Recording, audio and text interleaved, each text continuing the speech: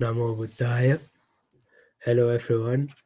So we are here again for our weekly sutta readings, and we are back again to the second sutta of the Majjima Nikaya, the Sabbasava Sutta, or all the Taints. So just a little recap, because it's a huge topic. The asavas are translated as the taints here. In other places, they are translated as fermentations, influxes. They are sort of these things that taint our mind, our perceptions, our way of life, and keep us stuck in suffering, because they sort of cloud our vision, and also they imply a form of leaking out of the mind, sort of, and weaknesses in the mind, and asavas. So there are three mentioned in the sutta, which is kama asava, the taint of sensual desire. So the using the senses and being addicted to the senses in a way, and trying to get more and more and being greedy. And the next one is bhavasava, which is the taint of being, which we will explain later. And the last one is avijjasava, which is sort of the greatest, most overarching one, because avijja means ignorance, the taint of ignorance. It is ignorance that colors our every vision until we reach the stage of awakening. It's our inability to know things as they are, to know the bare nature of reality without relying on concepts, and without misconceptions and misrepresentations, and lack of proper perspective on things, lack of proper perceptions. That's avijja, ignorance, and which is the overarching thing. And this sutta is incredibly important for practitioners. It's sort of like a manual in a way, contains very detailed instructions from sort of the basic form and also very advanced forms of meditation, and how we can overcome these taints, how we can overcome these defilements that pollute our mind and keep us suffering. I hope this helps you all. I hope you all had a good week thinking about this stuff and meditating diligently. So anyway, let's start with the reading with a homage to the Lord Buddha. Namo dassa bhagavato arahato samma sambuddhassa. Namo dassa bhagavato arahato samma sambuddhassa. Namo dassa bhagavato arahato samma sambuddhassa. So towards all the taints, the Sabbasava Sutta.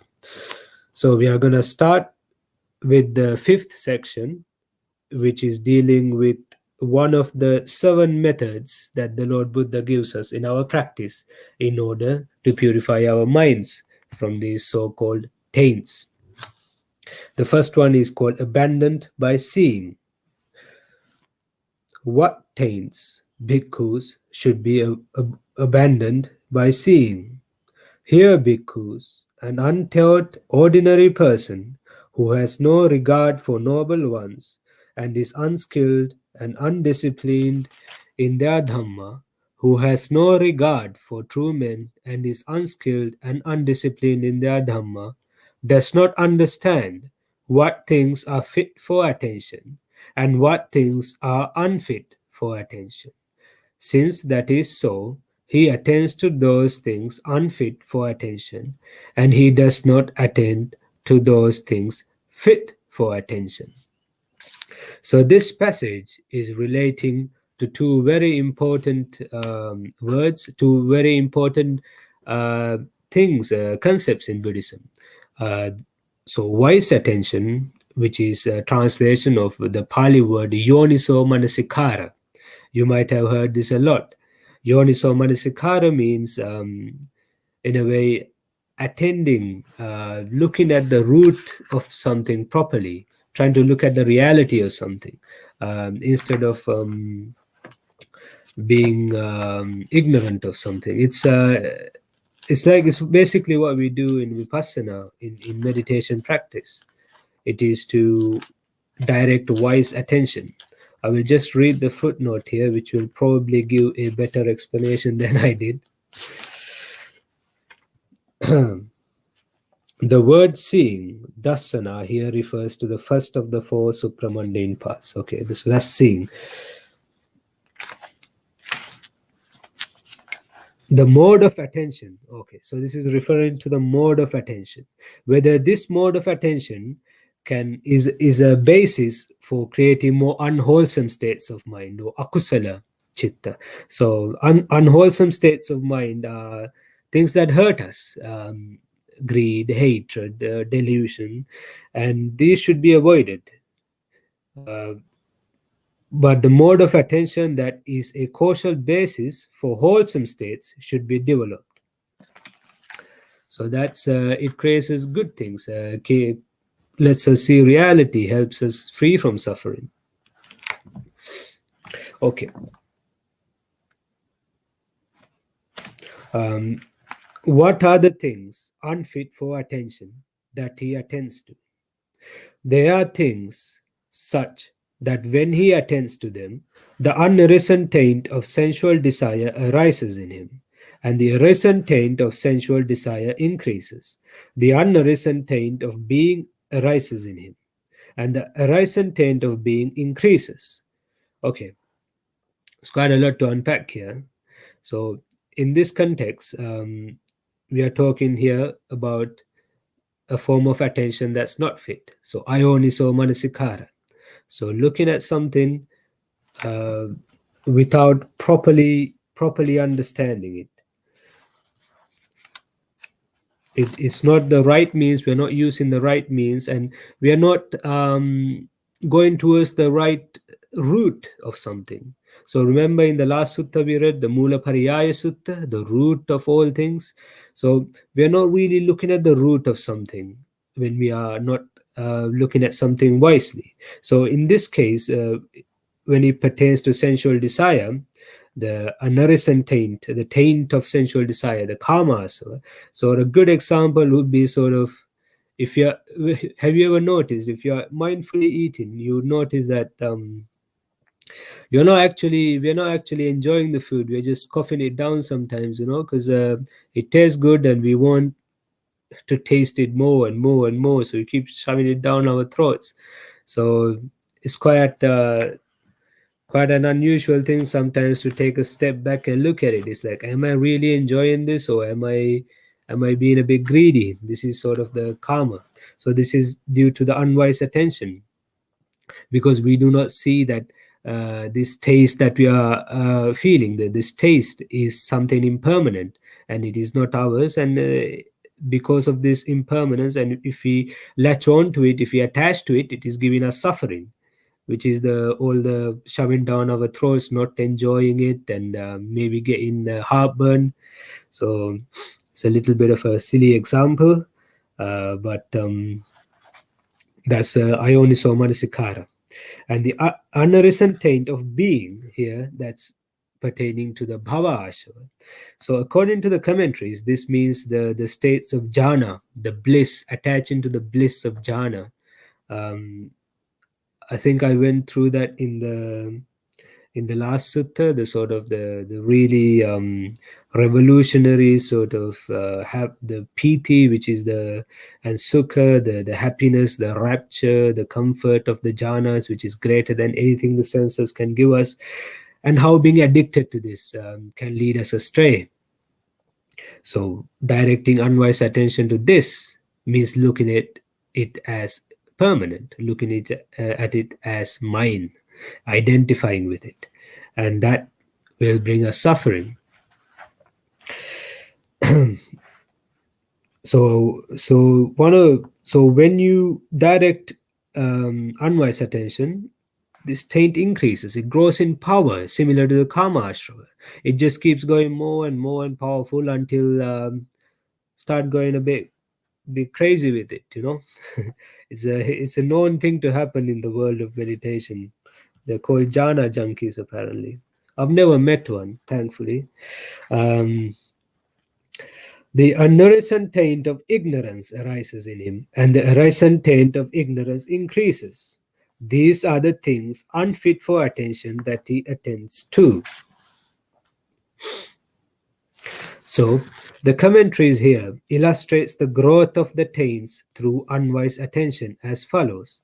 When he attends to gratification in the five chords of sensual pleasure, the taint of sensual desire arises and increases. When he attends to gratification in the exalted states, the jhanas, the taint of being arises and increases. When he attends to any mundane things through the four perversions of permanence, etc., the taint of ignorance arises and increases. So this is a really important fact to know, both in our formal meditation on the cushion, and also just going about our daily lives and how we look at things, how we observe things, and are we are we attaching to these things? Are we looking at it, the bare reality? Are we trying to get rid of this taint, or is our action, is our form of attention increasing our taints? And this is a really important practice in our day-to-day life.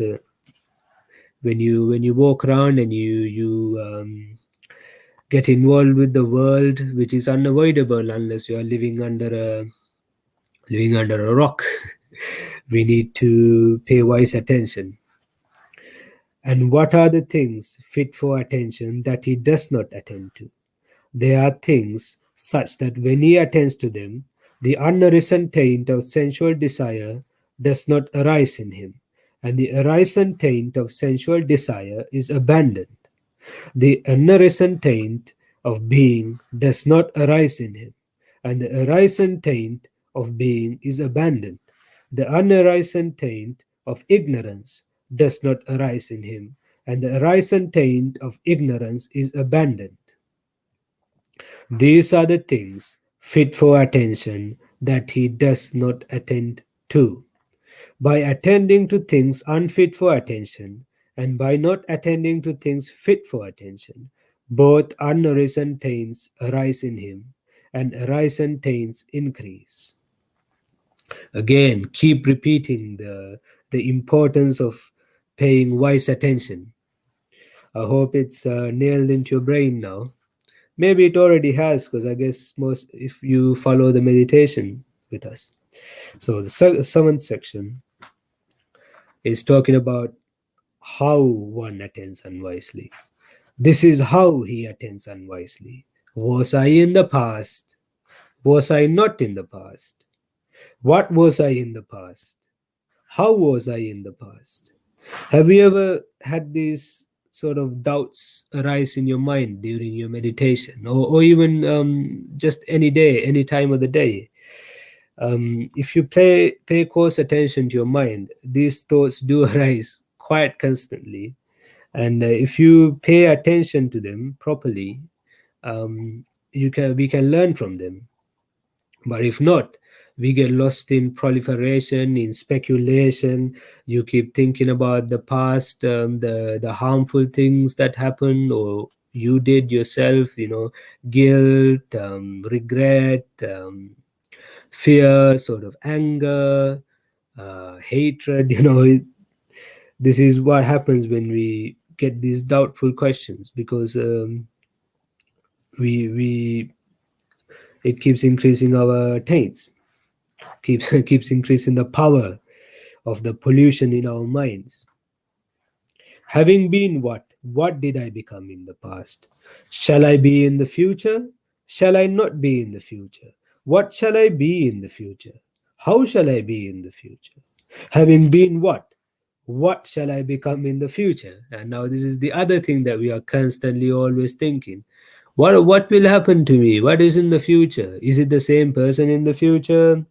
And these things, like, we can never really truly be happy in the moment sometimes, because we just keep thinking of the past and keep thinking of the future. What's going to happen to me? Who will I be? And sometimes you can't really enjoy the moment and be there. no matter how enjoyable it is, because you keep thinking, will it keep being like this? It takes up so much time and energy from our lives, which can be so wonderful and full. Or else he is inwardly perplexed about the present thus: am I not? Am I not? What am I? How am I? Where has this being come from? Where will it go? This, I think maybe if you, it might have come up in your meditation as well, these questions, like these doubtful questions that are full of wrong weave about, that don't see the impermanence, that don't see the impersonality, that don't see the dukkha in something. It's like, is this body mine? Is it me that's feeling this, and so on? And the next section sort of elaborates on this. When he attends unwisely in this way, one of six weaves arises in him. Okay, this is quite a complex one. So the weave self exists for me. The weave self exists for me, arises in him as true and established. Or the weave no self exists for me, arises in him as true and established. So these two weaves are the two wrong weaves of annihilation and eternalism. So self exists for me. This self exists and it is eternal. That is one of the wrong weaves. And the other one is no self exists for me. And this is not the no self that the Buddha teaches or the doctrine of anatta, but rather identifying the self with the body. And after it dies, it rots away, and I am no more. That is the wrong view of annihilationism. Or the view, I perceive self with self, arises in him as true and established. Okay, this is gonna take a while to explain. So the next three views may be understood to arise out of the philosophically more sophisticated observation that experience has built-in reflexive structure that allows for self-consciousness, the capacity of the mind to become cognizant of itself, its contents, and the body with which it is interconnected. Engaged in the search of this true nature, the untaught ordinary person will identify self either with both aspects of experience or with the observer alone or with the observed alone.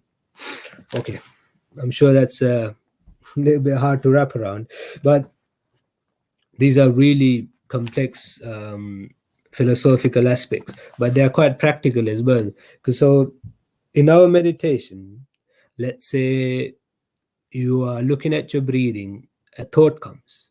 So there is this thought, and if you notice very carefully, there is an observer of this thought, right? Because when you're meditating, you kind of notice, okay, I'm thinking. There is something that sees the thinking, right? There is an observer that sees the thinking. So this is the self-consciousness. This is the mind being cognizant of itself. So the thinking, the thought that you're getting is the object, and what sees this is is like the reflexive mirror. It's like something looking at a mirror, and the mirror sees back at it.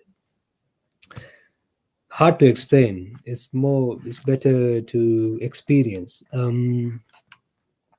I pursue self with self. So that is when you think.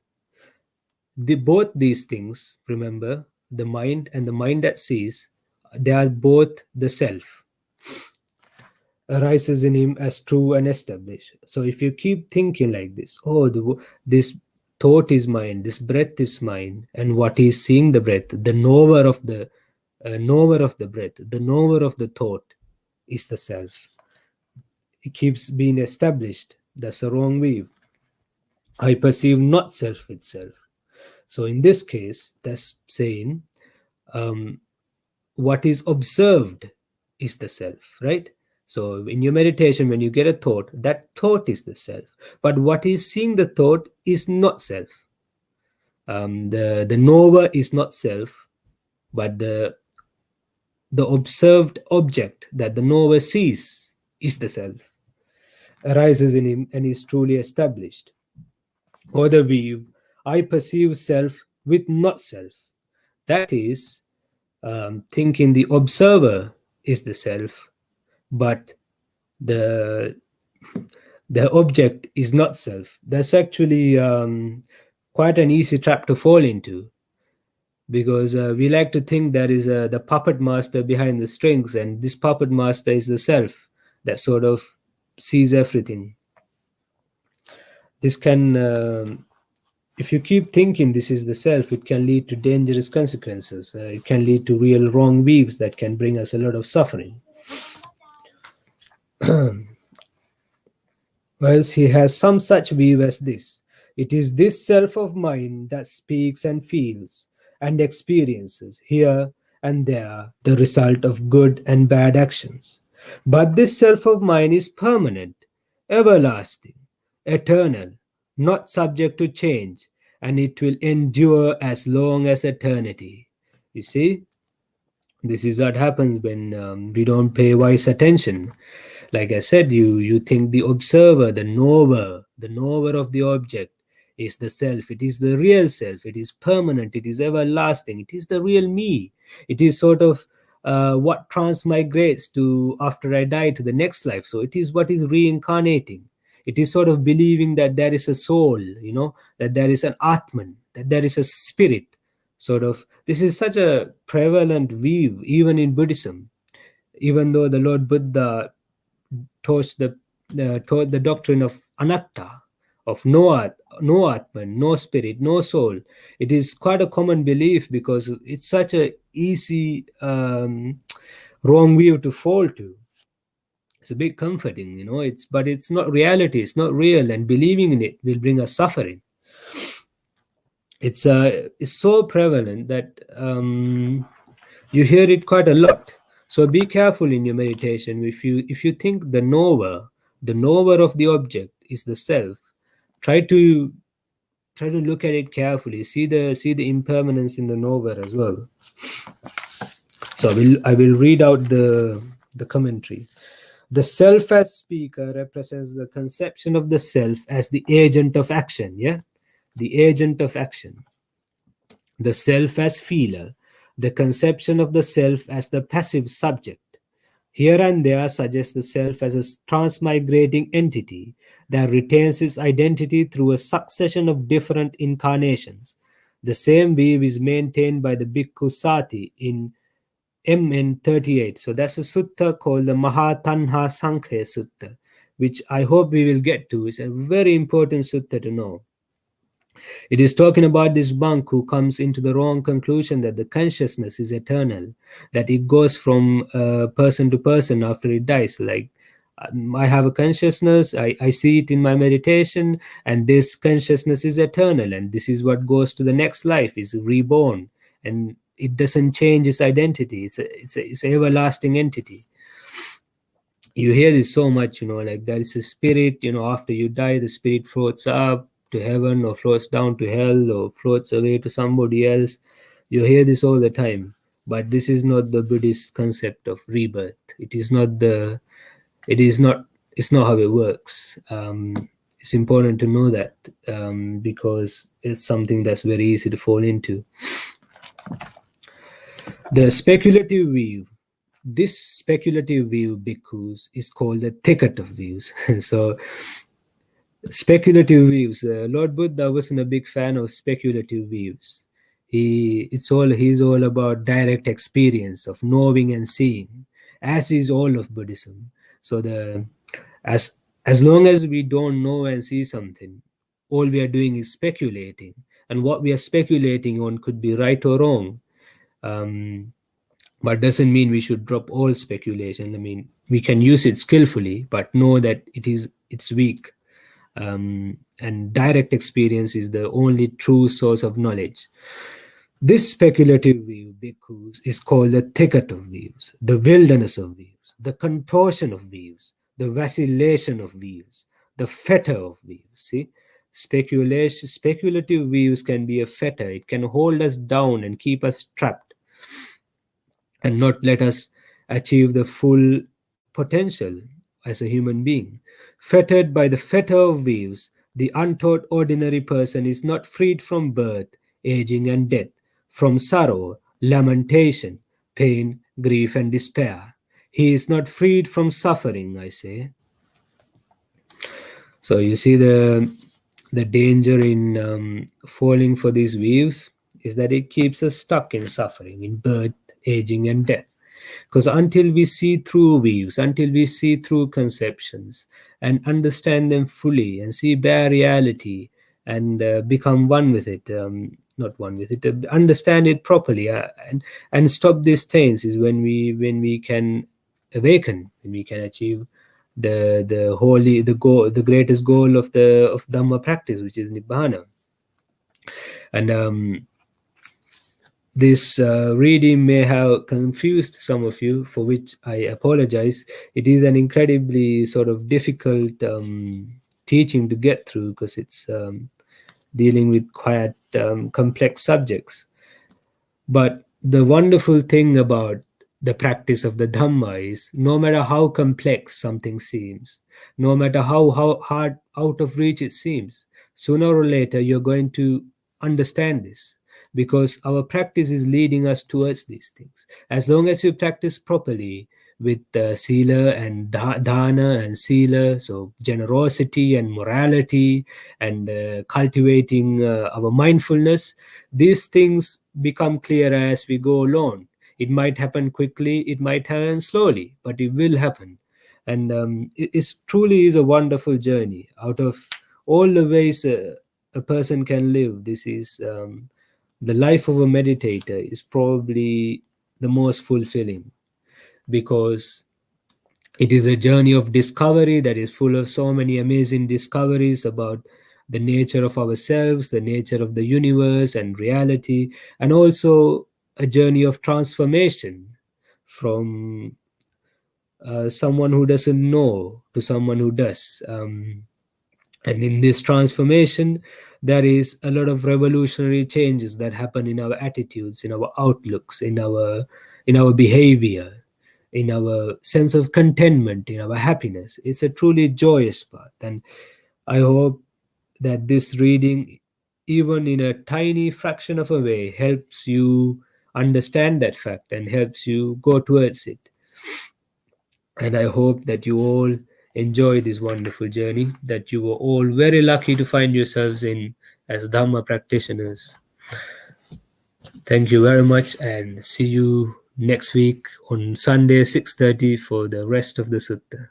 Sadhu, bye bye.